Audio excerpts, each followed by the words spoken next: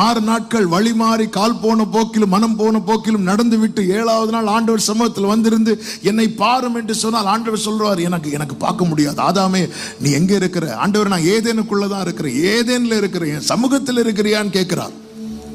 அந்த வசனம் அப்படி இருக்கும். அவன் சமூகத்தை விட்டு விலகினான், ஆனா ஏதேனுக்குள்ளதான் இருக்கிறான். ஆமா, என் வாழ்க்கையில் 1000 குறை, என்னால இயேசுவை பார்க்க முடியும். இனி எனக்கு அவரை பார்க்க முடியாதா? இனி அவர் முகம் என் மேல பிரகாசிக்காதா? நல்ல கவனமா கேளுங்க. ஆண்டவர் அந்த 2 குமாரர்களை குறித்து ஊமையை சொல்லுவார்ல, அந்த ஊமை சொல்லுகிற அதே அதிகாரத்துல தான் காணாமல் போன ஆட்டை குறித்தும் சொல்லுவார். காணாமல் போன ஆட்டை மேய்ப்பன் தேடி போனார். தொலைந்து போன வெள்ளிக்காசும் தேடப்பட்டது. ஆனா பிரிந்து போன குமாரன் அவன் தான் திரும்பி வரணும். தகப்பன் தேடி போகவில்லை. நாம் ஆடுகளாய் வழி தப்பி நடந்தோம். தேடி மெய்ப்பராய் தேடி வந்து தெரிந்தெடுத்து அவருடைய இரத்தத்தினால் நம்மை